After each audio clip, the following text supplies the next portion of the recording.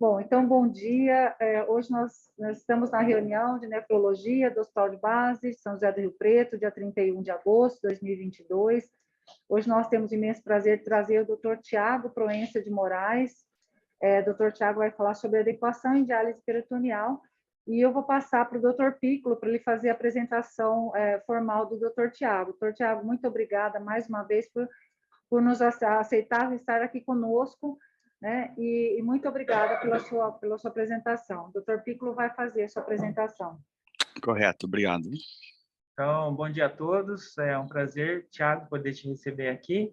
O Dr. Tiago, então, ele é nefrologista da Santa Casa de Curitiba, da PUC Paraná, e também é professor do programa de pós-graduação em Ciências da Saúde e bolsista também do CNPq. Atualmente, ele é coeditor-chefe do Brazilian Journal of Nephrology, né, que é a nossa revista de nefrologia da SBM. Então, muito obrigado, Dr. Tiago, por estar aqui conosco hoje. Obrigado, Alice, obrigado, Piccolo. É um prazer poder estar falando com vocês. Pena que não deu para ser presencial assim, a terra que talvez eu mais, depois de Teresina, onde eu mais tenha passado calor na vida, foi aí em São José do Rio Preto, algumas décadas atrás. Eu sou originalmente do interior de São Paulo, né? O meu irmão fez faculdade aí em Rio Preto, então eu tive a oportunidade de visitar vocês e vou falar assim da minha formação, então, que eu tive em diálise peritoneal, o motivo, então, que eu vou discutir com vocês sobre adequação em diálise peritoneal. E esses aqui são meus conflitos de interesse. E vocês fiquem à vontade para poder me interromper ao longo de qualquer momento da apresentação, tá? Quando a gente fala de adequacidade em diálise peritoneal, a gente basicamente, né, no passado, tinha a visão que a gente estava discutindo sobre remoção de soluto, né, em diálise.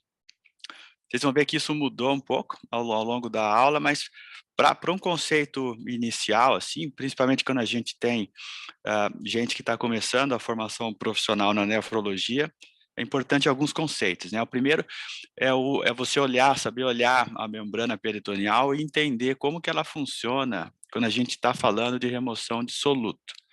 Então, essas são as barreiras que a gente tem habitualmente, tá? Se vocês observarem aqui na tela, vocês vão ver que a gente tem ali, deixa eu colocar o laser pointer para vocês aqui. Vocês têm aqui em cima o endotélio, que é a principal barreira da membrana peritoneal em relação à remoção de soluto. Você tem um período grande, um espaço grande aqui, tá, de interstício. Esse interstício, no primeiro momento, ele não é uma barreira importante, mas a longo prazo, conforme você vai expondo o peritônio às soluções bioincompatíveis de diálise peritoneal, todas elas aqui do Brasil são bioincompatíveis, a peritonite e outros fatores, ela acaba se tornando, então, uma estrutura, esse interstício ele fica com a fibrose e ele passa a ser uma barreira importante para a remoção de soluto, né? Mesotélio, que vocês veem aqui embaixo, né, e um fluido espesso que tem em volta do endotélio e em volta do mesotélio, são barreiras que existem, mas são muito, muito fracas, assim, para realmente serem importantes para a nossa prática clínica. E dentro, como eu comentei, então, ali do endotélio, a teoria mais aceita atualmente é que a gente tenha 3 tipos de poros, né? A gente tem as aquaporinas, que estão representadas aqui em cima, a gente tem os poros pequenos, que são os mais numerosos, importantes para a remoção de solutos pequenos, como potássio e ureia, e a gente tem uns poucos, mas não menos importantes, poros maiores, poros grandes, que são responsáveis para você poder remover solutos de tamanhos maiores, né? E como um evento adverso da diálise peritoneal, responsável até por uma perda de proteína diária dentro do dialisato. O que traz, além da remoção de soluto, é importante a gente saber que também existe a remoção, aqui a gente precisa, que é a ultrafiltração, a remoção de líquido. E nesse conceito de diálise peritoneal, 50% da ultrafiltração ela acontece pelas aquaporinas, 50% da ultrafiltração acontece pelos poros pequenos. Tá? Então, são os dois que guiam. E conforme o número de poros, conforme a característica da membrana peritoneal do paciente, é que a gente, habitualmente, no passado, a gente decidia se o paciente ia para uma modalidade de diálise peritoneal ou para outra. Entender como funciona a membrana do paciente é fundamental para você fazer uma boa prescrição e conseguir uma boa adequação de diálise. Aqui na tela eu tenho para vocês, então, a diálise peritoneal ambulatorial contínua, a primeira modalidade de diálise peritoneal que existiu para tratamento crônico no mundo, e ela habitualmente ela se comporta, então, quando o paciente manualmente, ele faz ao redor de 4 trocas diárias, uma troca noturna mais longa e 3 trocas diárias, né? A solução permanece, então, o tempo todo na cavidade abdominal. Essas trocas, como eu comentei, são manuais e você infunde e drena por manualmente, né, por altura, assim, sem grandes dificuldades. Na sequência, a gente tem a diálise peritoneal automatizada, que ela pode ser feita de 2 maneiras. Aqui na tela, a diálise peritoneal contínua por cicladora, onde eu tenho uma solução que permanece na cavidade abdominal por um longo período, né, da hora que o paciente se levanta até a hora que ele entra na cicladora à noite. E as trocas noturnas, que habitualmente uma questão importante para a adequacidade é que ela fica entre 3 e 5 trocas por noite, não mais do que isso. Mais para frente vocês vão entender que quanto maior o número de trocas noturnas, mais tempo a gente perde de diálise, menor a adequacidade dialítica do paciente.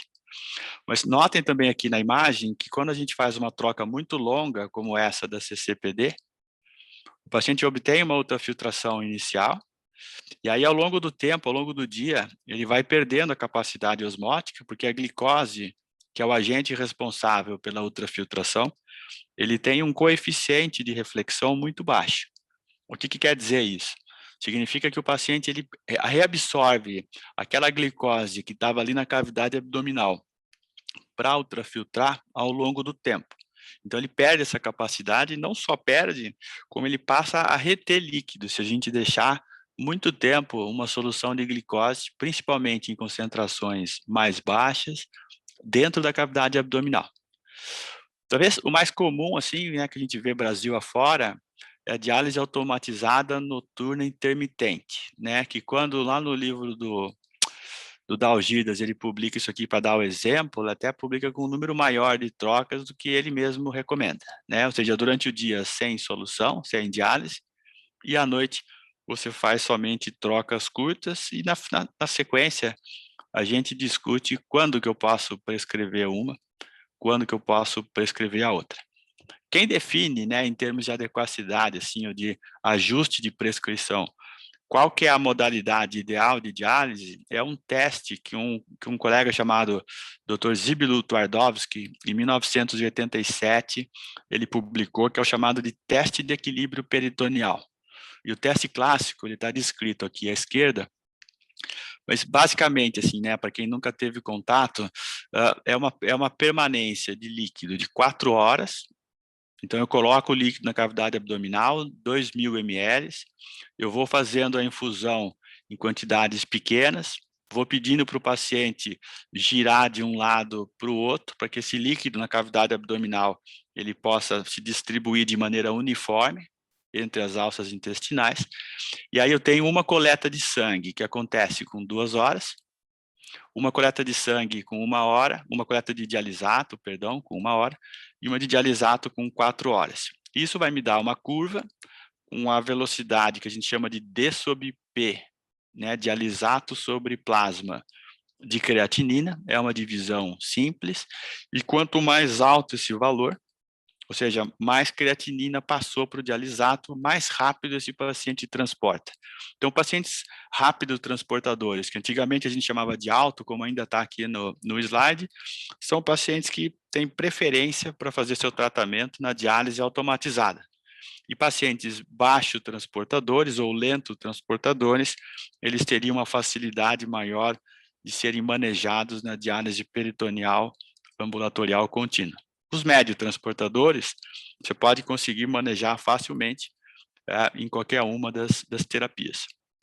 E quando a gente fala, então, né, com esse conceito em mente, vamos olhar como são feitas as prescrições na nossa prática. Assim, à direita, eu tenho um trabalho do John Burkhardt e da Joane Bagman, mostrando para a gente qual que é o tamanho do clearance de creatinina, tá? Quando a gente tem aqui, ó, 4 trocas de 2 litros, quando a gente faz 5 trocas de 2 litros e 4 trocas de 2,5 litros, né? Qual que é o recado que eu quero passar para vocês aqui e que vocês vão ver aqui, ó, no seguinte, se eu olhar para automatizada, a mesma coisa, tá? Então, aqui eu tenho diferentes clearances de creatinina, com desde 4 trocas de 2 litros, 4 de 2,5 litros e 3 de 2,5.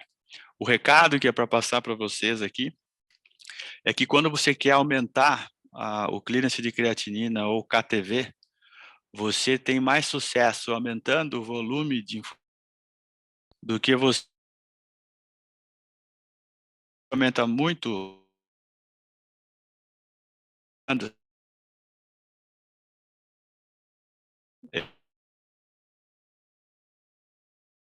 Vocês veem aqui,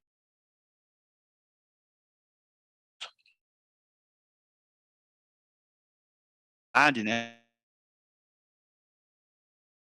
Eu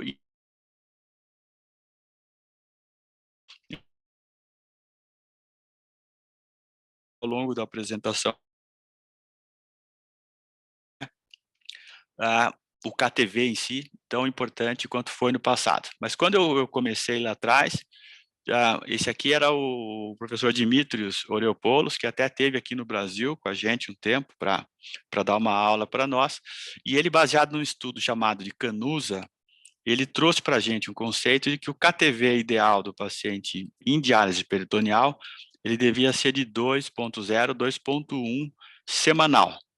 Então, a gente calcula o diário e multiplica por 7, como vocês vão ver mais para frente. E ele tinha um conceito nesse trabalho do Jason, né, do Jornal Americano de Nefro, mostrando que para cada 0,1 que eu aumentava no KTV semanal, eu reduzia o risco relativo, né, de ter falência da técnica ou de morte em 4%, né, com intervalo de confiança que ia de 6% a 1%, né, ajustado para todas essas variáveis que estão aqui na tela. Mas só para vocês entenderem, né, como é que a gente calcula esse KTV que eu estou falando na diálise peritoneal? É muito mais fácil do que na hemo. Eu vou ter que dosar ureia peritoneal, eu vou usar ureia sérica, eu vou multiplicar pelo volume do dialisato que drenou, tá? Então, se você fez, por exemplo, CAPD, 4 trocas de 2 litros, e esse paciente, ao longo desse dia, ele teve 1 litro de ultrafiltração, então o volume que deveria entrar aqui no dialisato são 9 litros. 8 que você prescreveu, mais 1 que ultrafiltrou. Água corporal total, a gente habitualmente, quando quer ser mais fiel, utiliza a fórmula de Watson, né, para calcular a água corporal total, e como eu comentei com vocês, a gente multiplica por 7 para ter o KTV semanal. Qualquer um que olha, se você der essa fórmula para um matemático, ele vai olhar e se eu perguntar para ele assim, como é que eu faço para aumentar o KTV, ele vai olhar assim e vai dizer, olha, água corporal total, você não mexe. O paciente tem basicamente sempre a mesma quantidade. Eu consigo aumentar o KTV aumentando o volume do dialisato, tá? Principalmente. E, eventualmente, vocês vão ver que aqui uma coisa que vai interferir é a ureia peritoneal. O volume do dialisato, eu posso aumentar, aumentando o volume de infusão ou aumentando o volume de trocas. Só que quando eu aumento o número de trocas, o que acontece é que eu reduzo a ureia peritoneal. Então, um acaba contrabalanceando o efeito do outro e, no total, o KTV não muda muito. Por isso, a recomendação de quando você for fazer o ajuste, você ajuste com cavidade úmida para quem está na diálise intermitente, que tinha uma cavidade vazia, ou então aumenta o volume de infusão, faz uma troca no meio do dia, mas evite muitas trocas noturnas, porque vai fazer um comprometimento importante da terapia. Bom, Na sequência, a Joane Bagman, que está aqui a imagem dela, mais nova, assim, ainda quando ela trabalha ainda lá no Canadá, ela foi aluna do Dimitris Oreopoulos e ela reanalisou aqueles dados do Canusa e ela quebrou, na verdade, o KTV que vocês viram descritos lá em um componente peritoneal e um componente renal. E aí ela conseguiu mostrar nessa tabela que está aqui do lado, e que eu resumo à esquerda o achado, de que para cada 250 ml que você aumenta na diurese do paciente, né, ou que o paciente tem mais de diurese, você tem uma redução de mortalidade de 36%. E quando você olha só o KTV peritoneal, sem olhar o componente renal, quanto maior o valor, aí desaparece aquela associação que existia com mortalidade, e começa a passar a história, né, a influência, a percepção para a comunidade nefrológica de que o que talvez realmente importe não é o KTV peritoneal, mas é a diurese residual do paciente. O KTV renal também é fácil de calcular. Ureia urinária pela ureia sérica, vezes daí o volume de diurese em 24 horas, água corporal total igual pela fórmula de Watson, e multiplica por 7. Esse valor do renal mais o do peritoneal, ele era somado, e aquele valor lá inicialmente com o Dimitris era 2.0, 2.1, e na sequência, esse cara que está aqui na imagem para vocês, o professor Ramon Paniagua, ele desenhou um estudo no México que durante décadas foi um dos estudos mais importantes e que guiaram a prescrição clínica de DP no mundo. Tá? Esse estudo, chamado de ADMEX, foi um estudo prospectivo, randomizado e controlado, onde eles conseguiram, com extremo sucesso, manter um grupo com KTV de 2.1, que é essa linha preta contínua em cima, ao longo de mais de 2 anos. E um grupo com 1.7 de KTV, que é essa linha aqui embaixo com a bolinha branca. Tá? Então, a gente viu que eles tiveram sucesso em manter esses dois grupos distintos, e aí, depois de terminado o segmento, concluiu-se olhando aqui, então, uma curva de Kaplan-Meier, né, que você não teve nenhuma diferença de mortalidade se você tivesse um KTV de 1,7 ou um KTV de 2.0, um P de 0,98, assim, praticamente 1. Tá? Então, a partir daqui fica a mensagem para a comunidade de que o KTV não precisaria mais ser 2 por semana, eu não precisaria de tanta dose de diálise para ter o mesmo benefício clínico. E, durante muito tempo, esse 1.7 ele ficou como base da terapia e como cálculo. Mas daí começam a surgir os problemas, e alguns de vocês que têm mais tempo de casa, né, na nefra, já devem ter percebido que, às vezes, o paciente ele tem um KTV acima de 1.7, mas ele tem sintomas de hemodiálise. O fósforo é alto, ele tem baixa de apetite, ele tem uma anemia que é refratária, e, por outro lado, a gente não é incomum ter um paciente com KTV abaixo de 1.7 que está muito bem, obrigada. E aí começa a levantar a dúvida se o KTV realmente, na diálise peritoneal, se ele é importante ou não. E aí, um dos trabalhos que marca, foi apresentado há 2 anos atrás no ASN, e aí eu peguei esse slide emprestado do Simon Davis, ele me deu para mostrar, porque está mais bonito do que no artigo, e ele traz uma informação importante para nós, assim, na diálise peritoneal especificamente, é muito difícil você conseguir quantificar qual que é a real volemia do paciente, qual que é a real água corporal total do paciente. Então, o que ele fez nesse e no slide seguinte que eu vou mostrar para vocês? Ele comparou com o padrão ouro o cálculo, né, de água corporal total pela antropometria e depois pela bioimpedância, que vai ser o slide na sequência. E olhem só aqui embaixo a variabilidade descrita no KTV quando eu uso um método e outro. Eu tive paciente que tinha 1.7 de KTV calculado, mas que ele variava de 1,44, que seria inaceitável, né, baixo, até 2,06. E quando a gente vai para a bioimpedância, a mesma coisa, de 1,44 a 1,94. E aqui já traz para a gente, então, uma limitação enorme do KTV, que ele tem uma variabilidade muito grande, e essa talvez seja uma das razões do que ele não seja tão eficaz para medir, então, o que a gente gostaria que fosse o ideal para o nosso paciente. Além disso, a gente está falando só em remoção de ureia.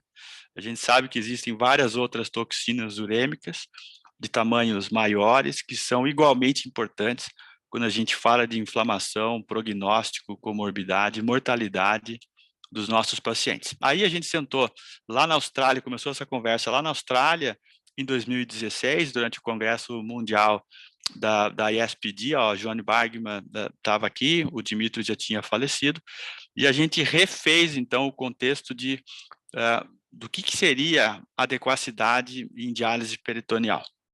E muita coisa que apareceu, assim, veio, na verdade, de uma iniciativa da Universidade de Sydney, né, e por isso que essa reunião foi feita lá, durante o Congresso Mundial, chamada de SONG, né, no caso para peritoneal, SONG PD. SONG é Standard Outcomes in Nephrology, né, ou seja, se vocês olharem a literatura, né, pode parecer simples eu falar, por exemplo, para vocês de peritonite, mas quando a gente vai para a literatura e olha como que se mede, como que se reporta peritonite, a gente teve achados de mais de 96 maneiras diferentes, né, que os autores publicaram sobre como é que eles medem peritonite. Isso gera um caos dentro da nefro que a gente não consegue comparar uma coisa com o outro. Então, uma das coisas interessantes que surgiram lá, além disso tudo, dessa necessidade de padronizar desfecho, foi de que a gente, médico, enxerga uma coisa como importante e aqueles a quem a gente está tratando, que é o paciente, ele enxerga completamente diferente. O que para nós é importante, se eu fizer uma enquete, provavelmente com vocês aí, a grande maioria vai dizer que o principal desfecho é a mortalidade. Quando eu vou para o paciente, principalmente para o paciente de mais idade, mortalidade é o 8º, é o 9º, está lá para baixo.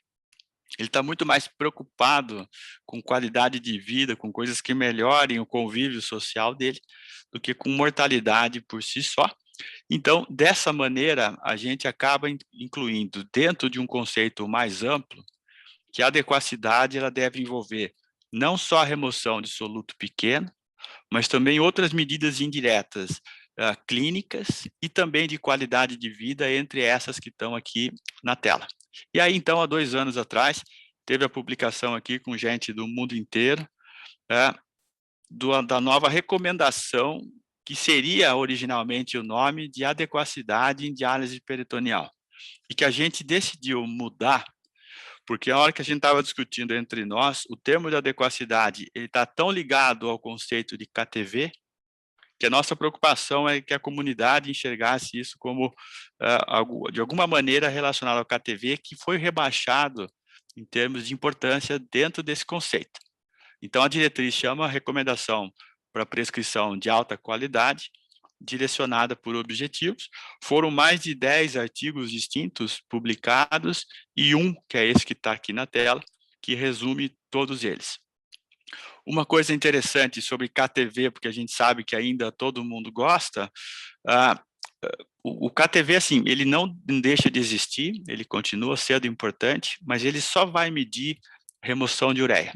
E se você aí no teu centro opta por manter a medida do KTV sendo realizada de rotina, então o KTV que a gente ainda sugere ali é de 1,7, embora tenha pouca evidência de que esse valor deva ser precisamente 1,7, talvez 1,6.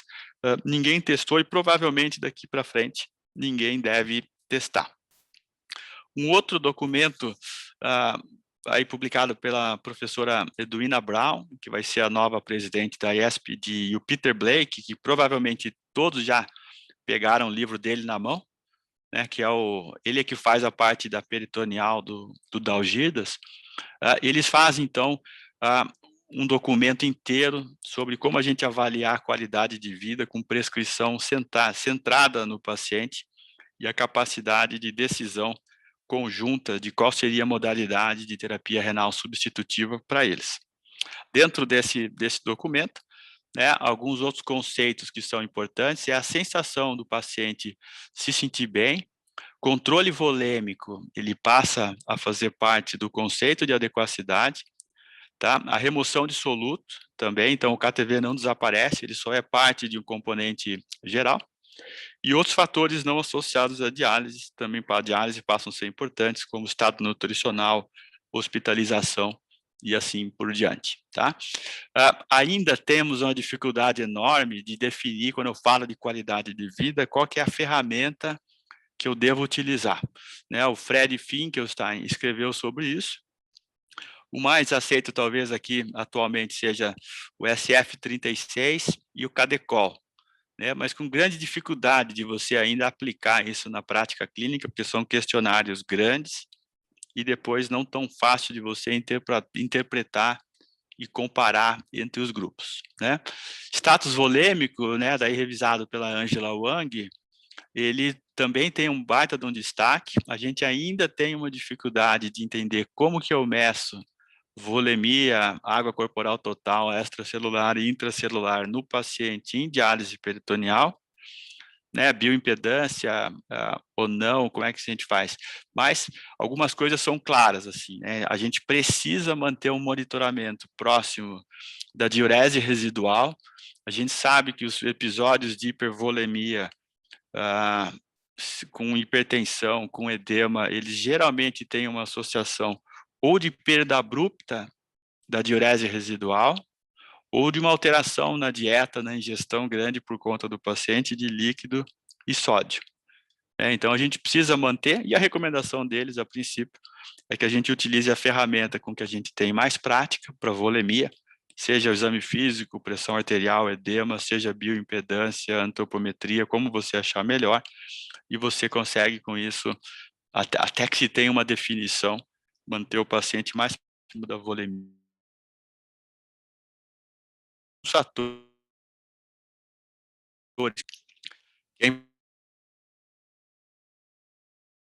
e manejar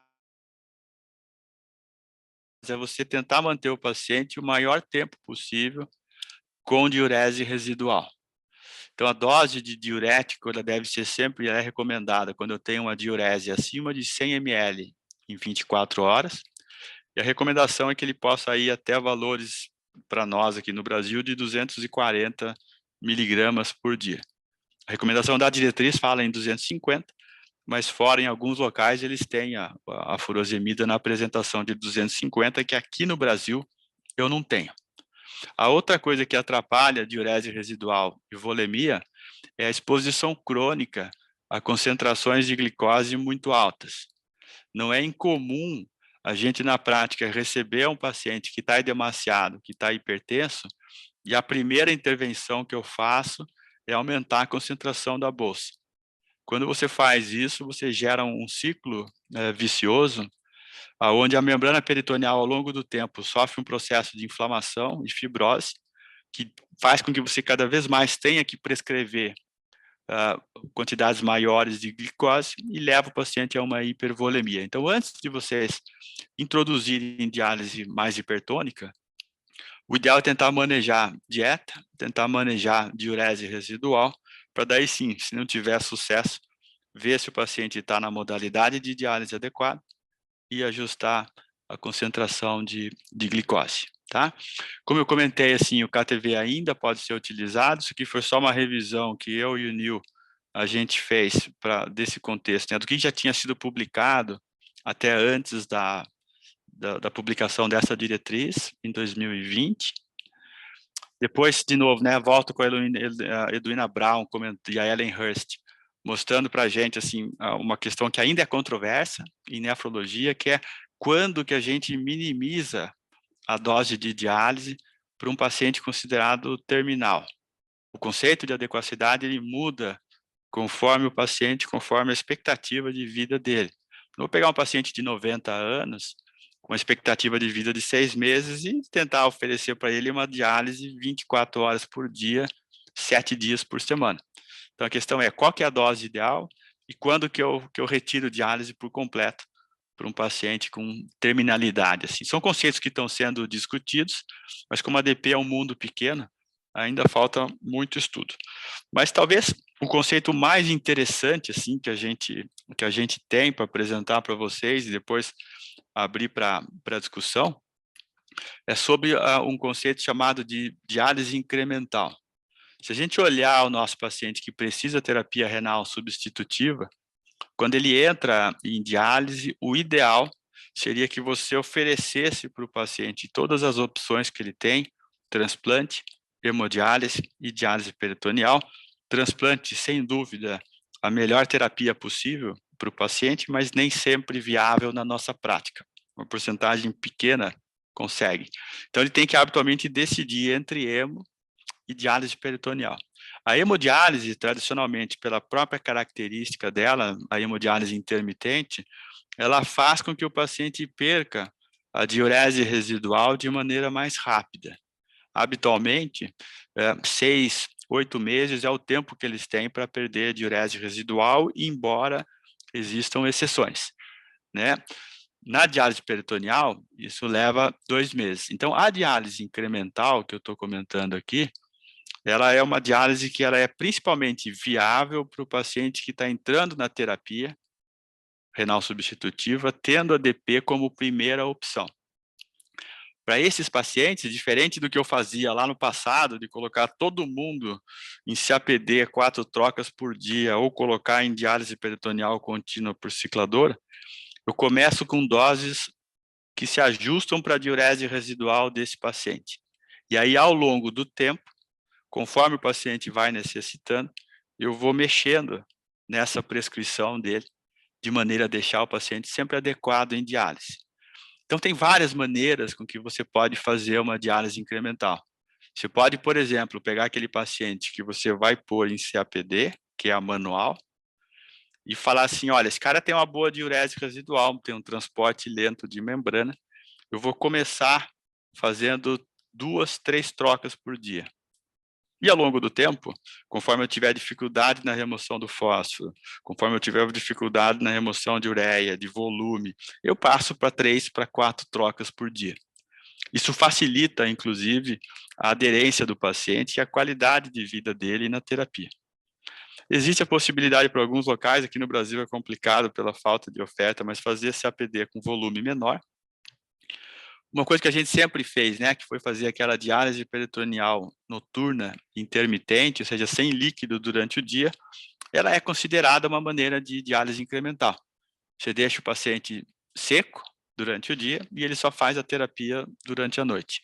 Eu posso optar por uma automatizada com volume reduzido, ou o que os pacientes mais preferem, assim, você faz a diálise em menos do que 7 dias por semana. Né? Então, eu tenho muito paciente que, quando começa na terapia, eu libero ele no sábado e no domingo, ou só no domingo, depende da diurese residual, da terapia dialítica dele. E monitoro de perto. Se eu conseguir um bom controle volêmico, um bom controle de anemia, cálcio, fósforo, PTH, eu consigo manter essa diálise menor a longo prazo, né? Com bons resultados clínicos, e melhor ainda, né? Com qualidade de vida para o paciente. Um conceito que não pode ficar para nós, assim, é a diálise peritoneal incremental, ela não é o início precoce da diálise. Tá? Tem vários trabalhos que mostram para a gente que você iniciar a diálise, seja hemo ou peritoneal, de maneira mais precoce, ela não melhora a expectativa de vida, ela não melhora outros desfechos clínicos e muito menos a qualidade de vida do paciente. Então, não é uma diálise precoce. A gente começa no momento que era para ter começado, quando faz hipercalemia e assim por diante. E ela não é uma dose subótima. Se for uma dose subótima, eu preciso aumentar o número de dias ou aumentar o número de trocas. Então, tudo que ela deve ser é uma dose adequada, correta. O dia que cair para uma dose abaixo do necessário, você faz esse ajuste. Tá? Ela tem potenciais vantagens, né? Ela facilita a transição para diálise, o fato dela ser incremental, ela reduz a sobrecarga de família, cuidador e do próprio paciente. Como eu vou estar ofertando para o doente menos solução bioincompatível, a chance dele ter aquelas complicações de exposição à glicose é menor, resistência insulínica, fibrose peritoneal e assim por diante. Ele tem menos trocas, ao ter menos trocas, ele tem uma menor exposição ao risco de peritonite por contaminação, tá?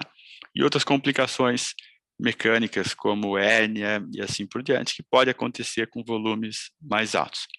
E existem alguns dados, ainda que de qualidade pequena, porque nada é grande na diálise peritoneal, de que você consiga preservar a função renal residual por mais tempo, quando você faz uma diálise incremental, além, claro, de redução de custo. Então, é uma alternativa interessante. Ainda faltam estudos em diálise incremental para a gente entender qual que é o melhor conceito, que vai dar a melhor adequacidade com a menor dose possível para esse paciente, né?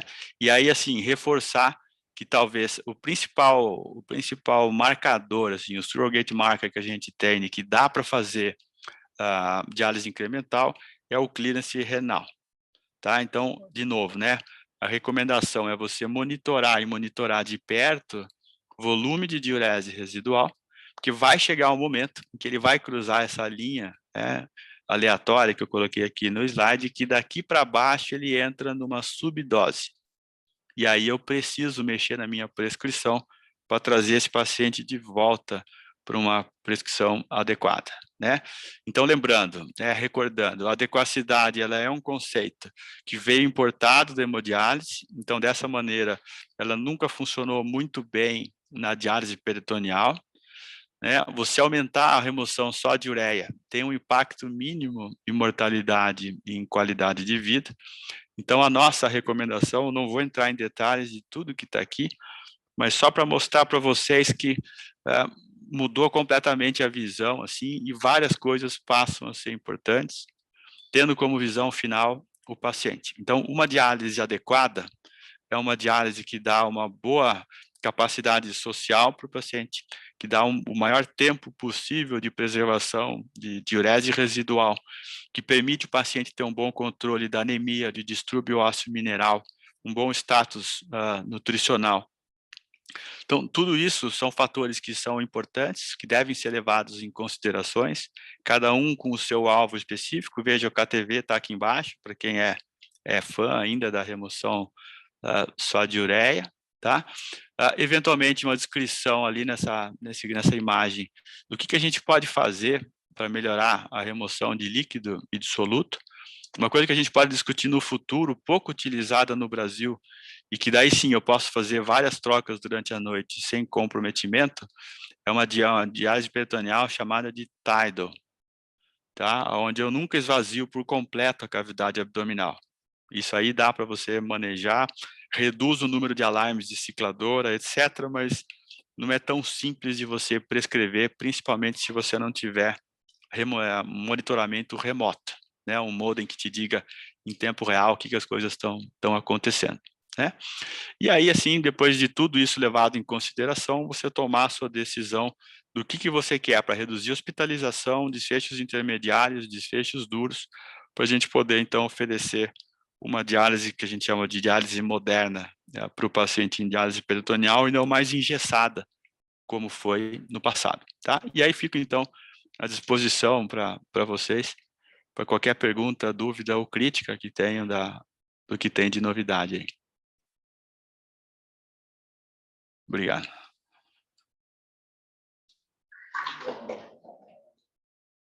Bom, muito obrigada, doutor Tiago. Já tem vários elogios aqui. A doutora Fernanda Goraibi não pôde estar presente conosco, mas ela está assistindo online e tem já alguns elogios aqui. E eu vou deixar aqui. Muito obrigada, excelente apresentação. Eu acho que para a gente que lida isso no dia a dia, né? Eu nem tanto, eu fico mais na área do transplante e da patologia, mas é sempre bom relembrar e aprender, né?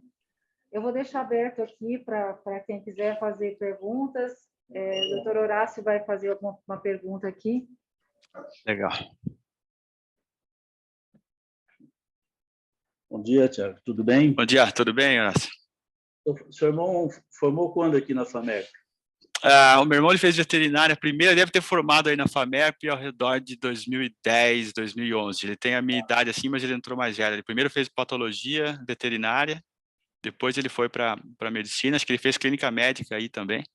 Tá. Como é que Deve é o ter nome? deve ter uns 10 anos de formado. Marcos. Tá. Então ele passou com a gente, certeza. Ah, sem dúvida. A minha pergunta é o seguinte, uma mais do ponto de vista administrativo de mercado. Correto. É a primeira. Por que a gente não consegue aumentar a demanda consistente de diálise peritoneal no país? E se alguns estados que têm menos unidades de hemodificuldade, como Amazônia, Pará, Maranhão, se tem mais diálise peritoneal ou não, comparado com outros estados que têm maior oferta? Oferta. Eu vou começar pela respondendo a primeira e a segunda, né? Norte, principalmente e Nordeste, é muito difícil o custo que você tem no frete para levar a solução até lá. Então, as empresas praticamente reduziram a oferta de diálise peritoneal lá e a porcentagem hoje é muito baixa. Fresenius basicamente abandonou o Brasil, né, de diálise peritoneal, focando só em agudo e hemo. Alguns centros que ainda têm pacientes Fresenius mantêm, mas novos não estão entrando mais. A questão basicamente é custo. Talvez hoje o estado que tenha a melhor remuneração para diálise peritoneal é Santa Catarina, que eles conseguiram reunir, e a questão dessa diferença, né, de demanda que você comentou, não sei se o pessoal que está aí, o residente que acompanha, mas a cada ano que passa o Brasil tem menos diálise peritoneal. No último censo eu tinha 5%, 6% só em peritoneal. O drive principal é financeiro. Você tem duas modalidades que dão a mesma expectativa de vida, vamos falar de idade só. Então, é isso. E ele mudou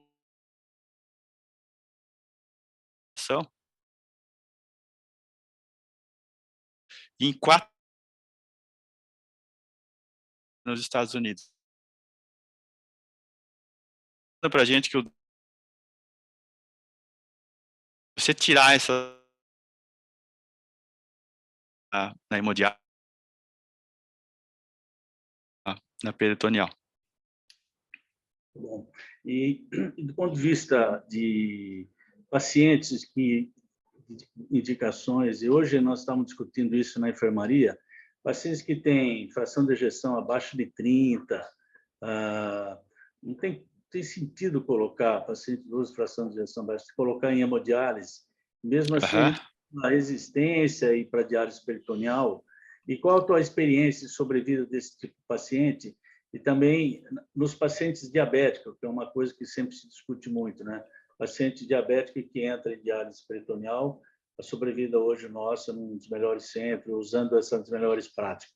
Muito obrigado. Legal, obrigado, Horácio. Então, a primeira comentário sobre a parte da insuficiência cardíaca, né? Principalmente, assim, tem alguns dados interessantes e bonitos, inclusive, é a minha experiência de que para paciente com estágio do New York Heart Association 4, quando você coloca em diálise peritoneal, você tem uma melhora importante até da classe funcional.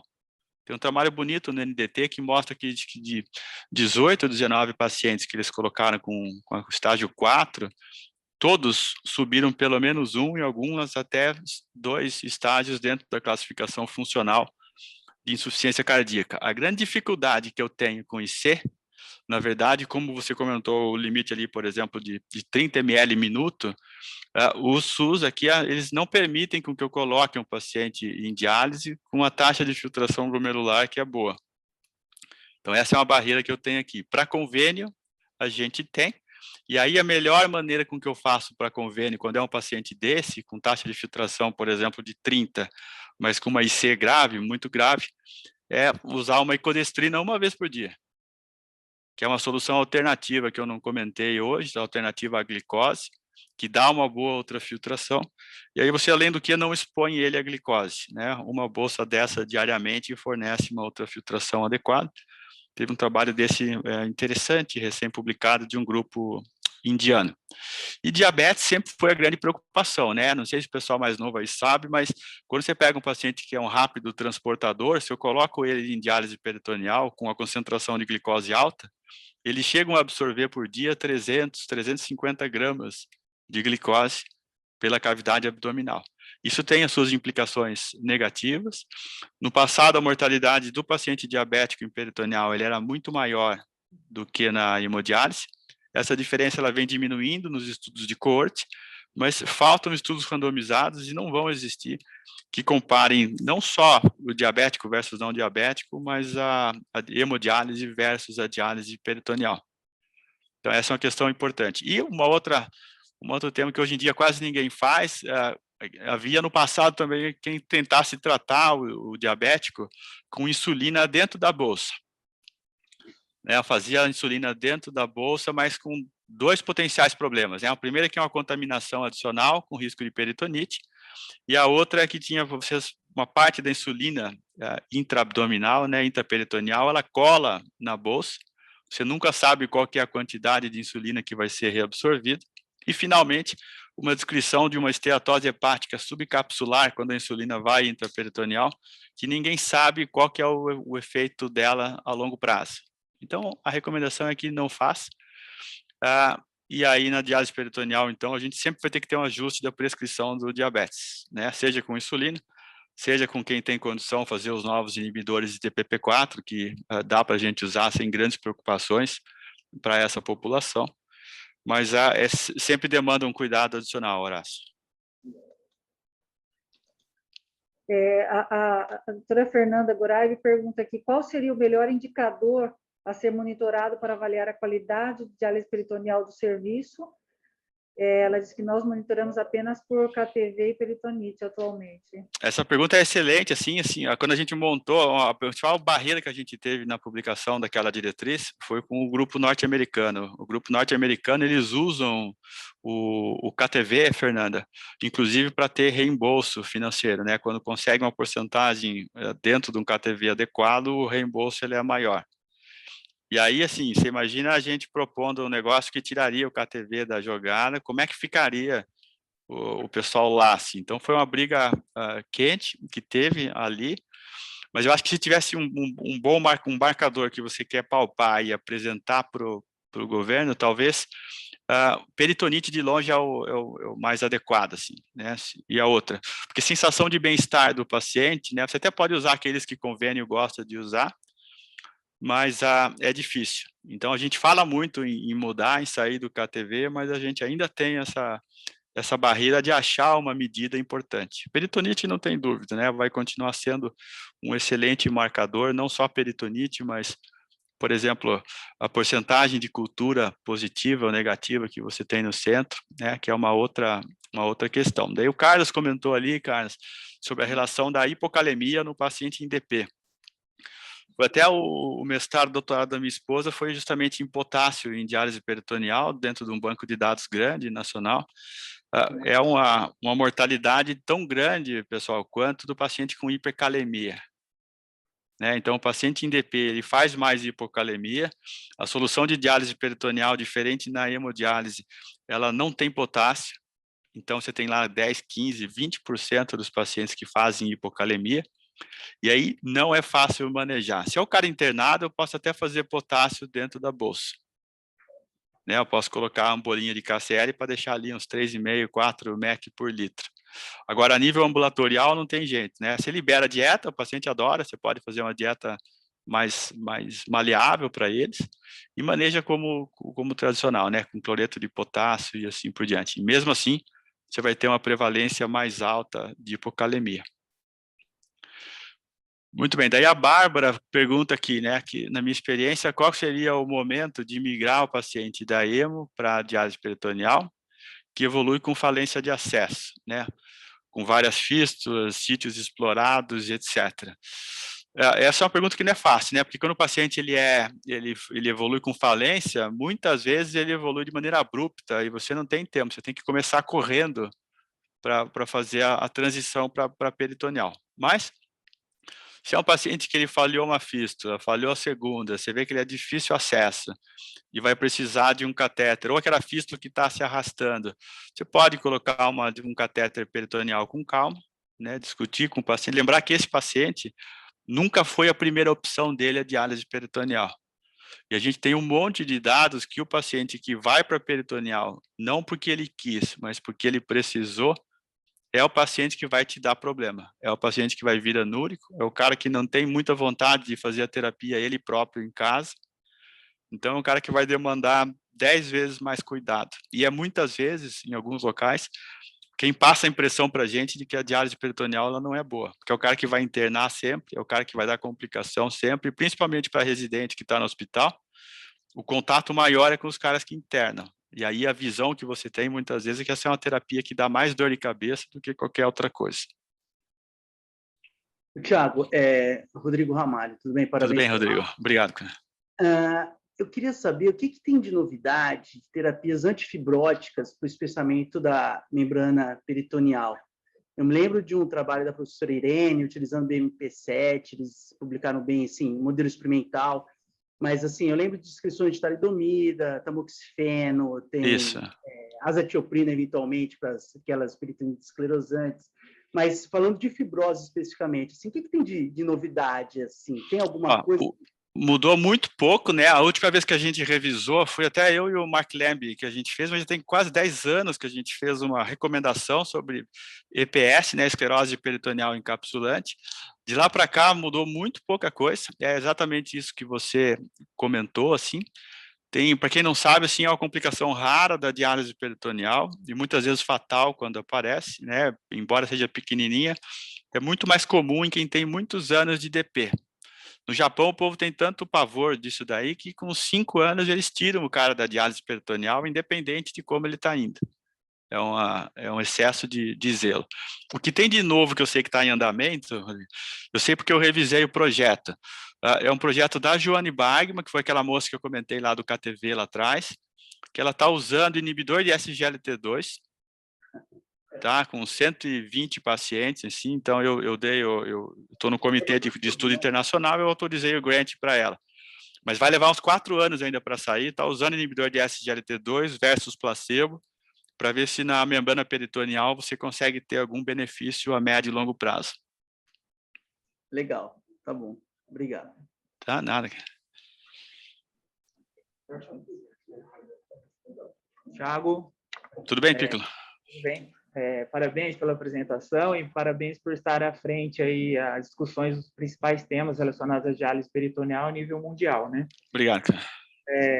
A minha pergunta é em relação ao monitoramento remoto, né? Igual Tá. você disse, tem uma restrição aí financeira em relação ao método e a incorporação dessa nova tecnologia, ela também tem um custo financeiro para isso. E você disse que, né, esse cuidado centrado no paciente, né, a aquisição disso vai realmente agregar mais valor ao cuidado, né? Mas, infelizmente, o mercado não monitora isso, né? Isso. Então, assim, é uma coisa que realmente a gente deve investir, que vale a pena agregar ao cuidado desse paciente? Qual a sua opinião? Legal. Bom, eu sou suspeito para falar por 2 motivos, né? A primeira é deixar o conflito de interesse, assim, eu tenho um grant de pesquisa com monitoramento remoto, tá? De um trabalho que eu estou fazendo com intervenção educacional em paciente em DP. Foi minha primeira experiência com acesso remoto. O que a gente não pode é usar o acesso remoto simplesmente para avaliar a ultrafiltração. Tem ou não tem? Isso qualquer paciente anota e traz uma vez por mês. Acho que a grande vantagem, talvez, seria você fazer algum tipo de prescrição para paciente que tem uma dificuldade grande, aquele que apita a máquina o tempo todo, que drena com dificuldade. Dá para você fazer essa prescrição com Tidal, que é muito mais difícil de fazer, mas para remoção de soluto é muito boa, mas não é fácil. Aí você tem que estar olhando todo dia, porque eu tenho que predizer qual que é a ultrafiltração do paciente antes de prescrever. Então, não é fácil, assim, eu teria que estar todo dia acessando até achar a prescrição adequada. Dá para você antever problemas de ultrafiltração e marcar uma consulta antes daquela mensal. Tem os seus benefícios, o problema é que são, como você falou, são R$400 por mês, assim, para quem não sabe. Tá? Então, o SUS não vai colocar uma inovação como essa só por questão de qualidade de atendimento. Né? A gente está participando agora, amanhã vai ser a votação, não sei se vocês estão sabendo, da dapaglifosina na Conitec. O negócio é desfecho ou diálise ou mortalidade. Assim, ninguém está preocupado com desfecho intermediário de qualidade de vida. Por isso que algumas drogas nunca vêm para o país. Então, eu acho que, infelizmente, o monitoramento remoto ele vai ficar para paciente convênio particular, e ainda assim para alguns convênios, embora tenha essa facilidade que traga para a gente no manejo clínico deles. Lembrar, né? Tem paciente que é liso, tudo que você prescreve para ele vai direito. Esse paciente não precisa de monitoramento remoto. É o cara que você bota na cicladora, nunca dá problema, ultrafiltra bem, remove soluto bem. Esse paciente você não precisa monitorar, né? O ideal de você monitorar é aquele que te dá mais dor de cabeça na prática. Obrigado. Bom, então, Tiago, mais uma vez, muito obrigada. Eu acho que pela excelente apresentação e que, quem sabe, agora no próximo ano, você venha pessoalmente aqui, né? E curtir um calorzinho, mas a gente tem bastante ar-condicionado. Eu lembro, mas quando meu irmão era aluno não tinha, assim, daí eu tive que teve um dia que eu dormi na cozinha, assim, deitado no azulejo, porque eu não conseguia nem acertar no quarto. A gente arruma um lugar bem bom para você. Tem uma pergunta, Bárbara novamente fala, aí faz um comentário. Aí em Santa Catarina... Sim.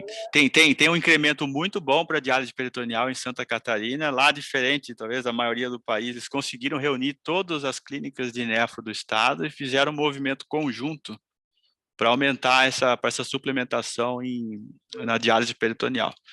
Se vocês quiserem, depois eu posso localizar quem foi a pessoa que coordenou lá em Santa Catarina, e aí eu passo para vocês aí para tentarem argumentar com a Secretaria Regional de cada estado, para tentar implementar, assim, mas mudou completamente o cenário, mas é só Santa Catarina que eu saiba por enquanto, assim. Tem outros estados tentando, mas não com o mesmo sucesso. Tá bom, muito obrigada mais uma vez, Tiago. Eu que agradeço, viu? Obrigado pelo convite e boa semana, pessoal. Obrigada igualmente. Hoje é aniversário do Bruno.